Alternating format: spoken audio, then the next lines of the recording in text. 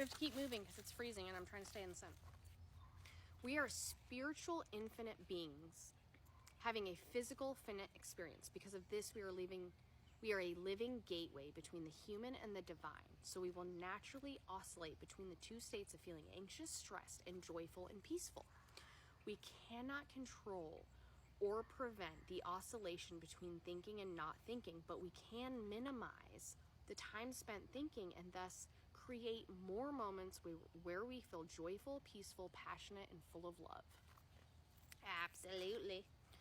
Although not being able to control when we begin to think can seem like we are cursed with an inevitable fate, it is not something to worry about because we can always return to the state of non-thinking. It is just a part of our beautiful human experience. What can give us true peace is knowing that we always have the state of pure peace, love, and fulfillment underneath any thinking that we may ever have at any given moment. That beautiful state we always want is something we can never lose but only forget. But just because we can forget it doesn't mean it's not there. Just like when it becomes night and the sun sets, we know the sun is always there, we just can't see it. If we think when the sun sets that it may never come back, then understandably, we will have a lot of anxious and fearful thoughts. The same is true for our state of being. We are ever only one moment away from remembering that we always have that infinite well of clarity, love, joy, peace, and fulfillment. We will forget sometimes, but when we do, remember and realize that we are caught up in our thinking when we experience negative emotions. That alone will allow us to return home to our natural, beautiful state. All we have to do is remember it. Know that this is just our thinking, and we have peace knowing that the sun is not gone forever and it will rise again soon enough. Having that understanding will allow us to appreciate the nighttime for its existence and its role in the universe. From that, we can see how it is meant to be a part of our human experience and begin to cherish its beauty as much as the sun. Hot dang, look at that. Chapter 8, how can we possibly thrive in the world without thinking? Anxiety is thought without control. Flow is control without thought. James Clear. Here's a question that will guide you to an insight about this question. What thoughts are going through your head when you're doing your absolute best work, where you're fully captivated and entranced by what you're doing at that moment? Take 15 seconds to evaluate. Wait for an answer to pop up before moving on. If you still haven't had the insight or epiphany from the answer, here's another question that may point you in the right direction. When you love what you do so much and are completely engrossed in it that you lose all sense of time and space, aka when you're in a state of complete flow, what thoughts are going through your mind as you're in the state of flow at that exact moment? Pause here and wait for an answer to arise. When you are doing your best work and are in a total state of flow, where there is no separation between you and the work that you are doing, you have no thoughts. And if you have thoughts, they're flowing right through you without you having to think about them. In other words, the state of peak performance for humans can be described as the state of not thinking. It may seem crazy, but we do our best work when we aren't thinking, and you just proved it with your own experience. Here's another example that will help illuminate the truth of this topic. Illumination.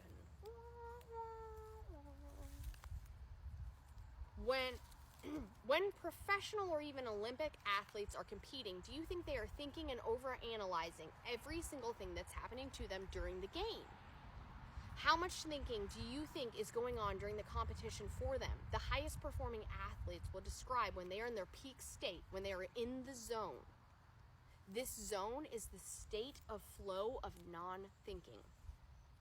In Japanese culture, they have a beautiful word to describe this phenomenon. Mushin, or mushin? Mushin. I'm going to say mushin. Here's the definition from Shoto Kanteens. Sorry. Mushin is achieved when the mind is free of random thoughts, free of anger, free of fear, and particularly free of the ego. Most important part.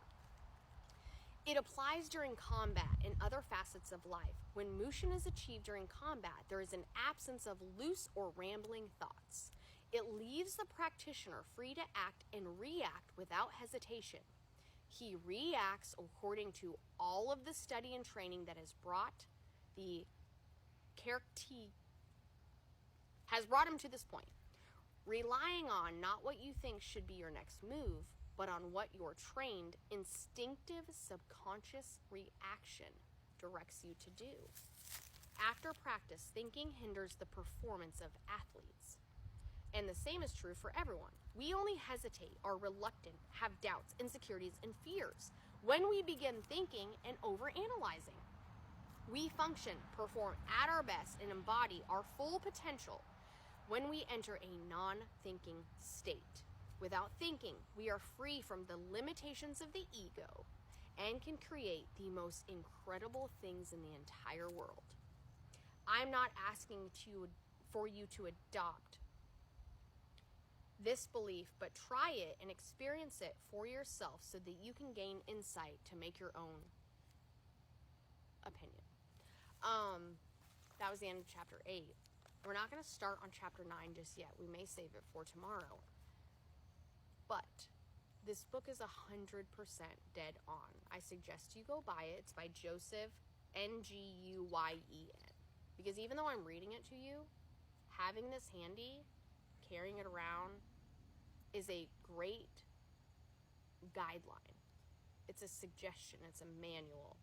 If you're struggling, you can revert back to it as a resource. Again, I will continue reading it. We will make another video starting at chapter 9. But I highly encourage you to take the words in this book seriously because it could really change your life. Onward! I have some things to do and we'll get to chapter 9 here in a bit.